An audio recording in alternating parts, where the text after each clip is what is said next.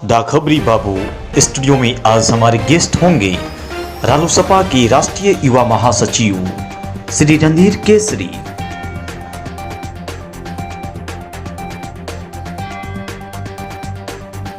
नमस्कार, मैं हूं चंदन भारती और आप देख रहे हैं द खबरी बाबू। आज हमारे अतिथि होंगे स्टूडियो में राष्ट्रीय युवा महासचिव रणधीर केसरी, सह प्रवक्ता भी हैं। और मैं जानना चाहूंगा रणधीर केसरी से कि इनकी पार्टी जो बिहार में महागठबंधन में है और अभी क्या वर्तमान में स्थिति बनी हुई है, तो मैं इनका स्वागत करना चाहूंगा राष्ट्रीय युवा महासचिव सह प्रवक्ता रालोसपा के रणधीर केसरी जी का।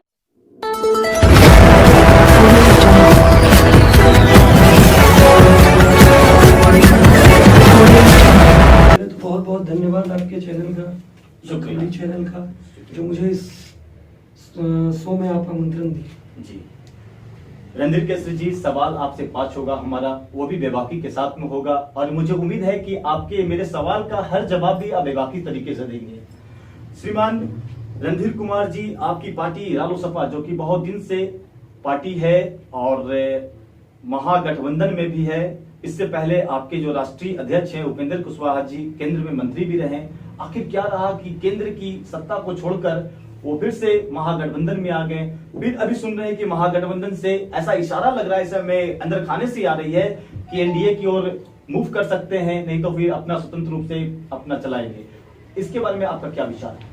हमारी पार्टी के जो राष्ट्रीय अध्यक्ष हैं आदरणीय उपेंद्र कुशवाहा जी, वो एक प्रोफेसर भी हैं, सबसे पहले आपको जानकारी दे दूं। और शिक्षा को लेके हमारी पार्टी, जब वो मंत्री पद में थे, केंद्र में मंत्री थे, उस वक्त भी उन्होंने जो शिक्षा के लिए मुहिम चलाया था, पार्टी में रह के भी पार्टी के विरुद्ध, भाजपा के विरुद्ध और भी जो सत्ताधारी पार्टी जदयू थी उसके विरुद्ध हमेशा से एक मुहिम चलाया कि गुणवत्तापूर्ण शिक्षा बिहार को मिलनी चाहिए। आज जो यहाँ के बच्चे बाहर पढ़ने जाते हैं, ये एक भारी समस्या है बिहार के लिए। और शिक्षा का अस्तित्व जिस तरीके से धरातल पे कमी देखा जा रहा है, वो कहीं ना कहीं एक मुद्दा हमारी पार्टी का शुरू से रहा है।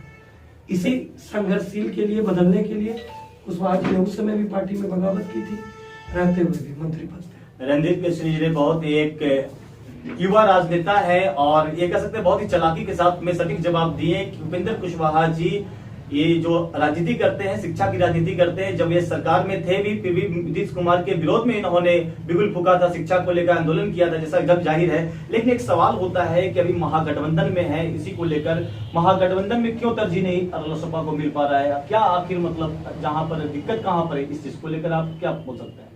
देखिए, राष्ट्रीय लोक समता पार्टी अपने पूरे कार्यकर्ताओं के साथ हर समय हर जगह पे तैयारी करती है।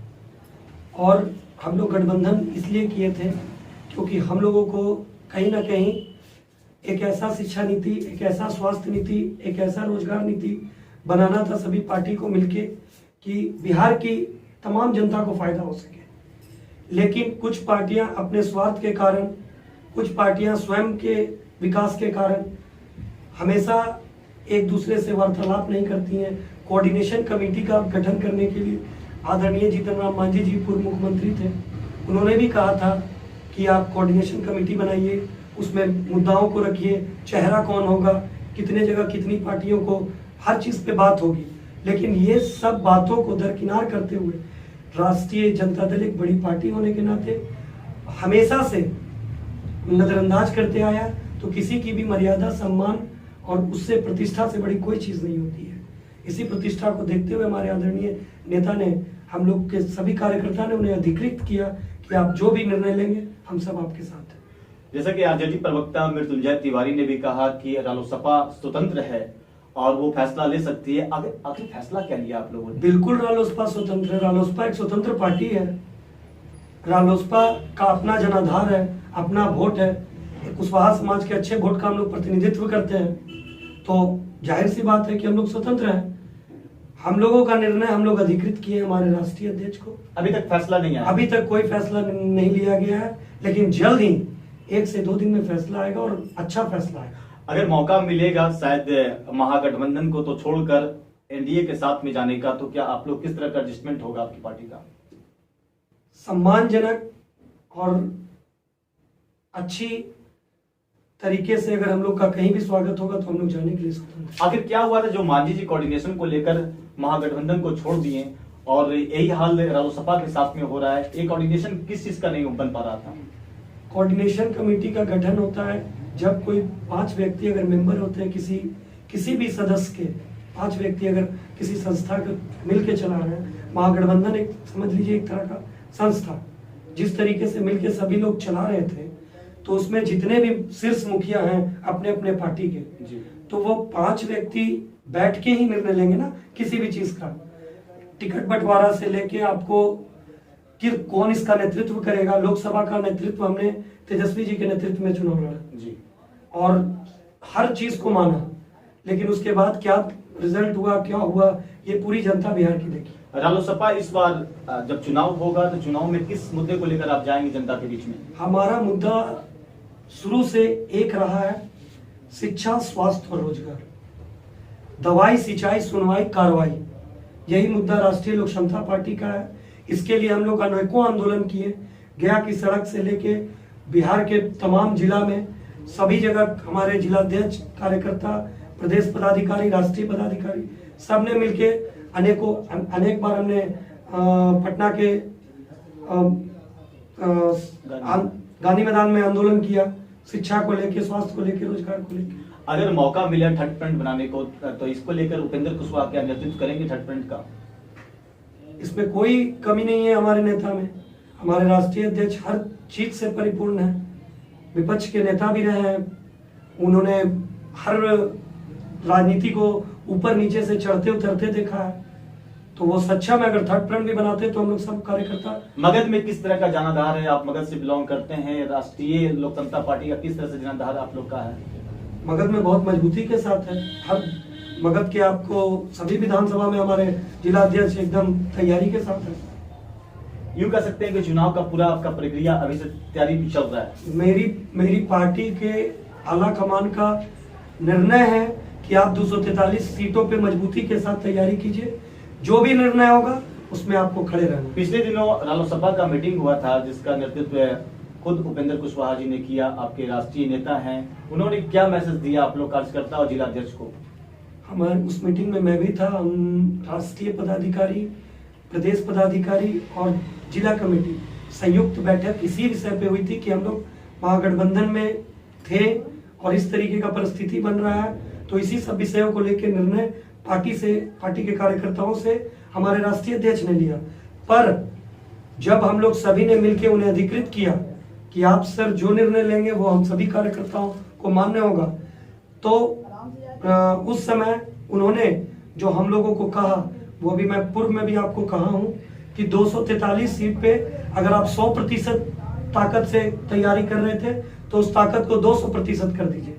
एक सवाल है, अहम सवाल है, बिहार में चुनाव होने वाला है। ये तो हम लोग पार्टी की बात कर लिए, आपकी नीति की बात कर लिए, बिहार में कोरोना भी है। इसको आप किस तरह से देखते हैं, किस नजर से देखते हैं कि बिहार में कोरोना के बीच में चुनाव होगा? आप कैसे पब्लिक के बीच में जाएंगे? बहुत सारे पाबंदी है, बहुत सारे वो चीज है जिसको देखना पड़ेगा आपको। देखिए, चुनाव आयोग ने जो भी निर्णय लिया उसका हम सभी स्वागत करते हैं, हम सभी पार्टी, और चुनाव जिस तिथि में तय है उसी तिथि में होनी है।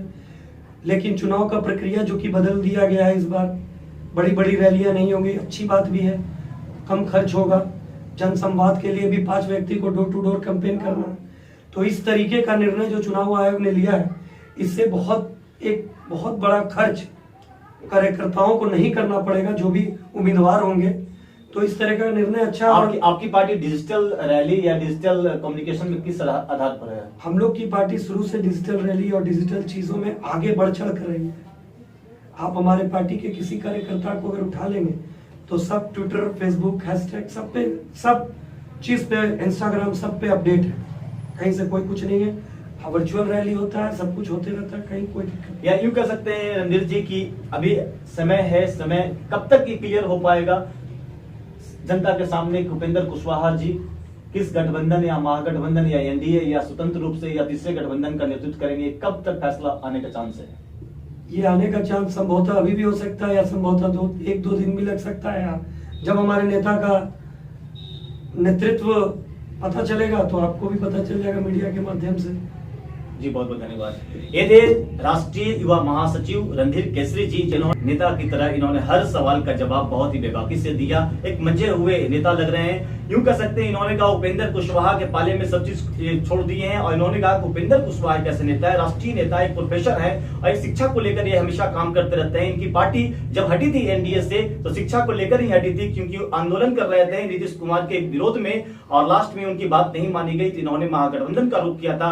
महागठबंधन में भी कोऑर्डिनेशन को लेकर पेच फंसा, जीतन राम मांझी पार्टी को छोड़ दिए महागठबंधन को, और ऐसा ही लग रहा है कि महागठबंधन ये भी छोड़ सकते हैं, लेकिन इन्होंने अभी पता नहीं खोला है, क्योंकि फेंक दिए हैं राष्ट्रीय अध्यक्ष की ओर, श्री उपेंद्र कुशवाहा के पाले में डाल दिया इन्होंने कि पार्टी के जो राष्ट्रीय अध्यक्ष जो कहेंगे वो होगा, और अभी तक निर्णय आना बाकी है। तब तक के लिए देखते रहिए द खबरी बाबू। धन्यवाद।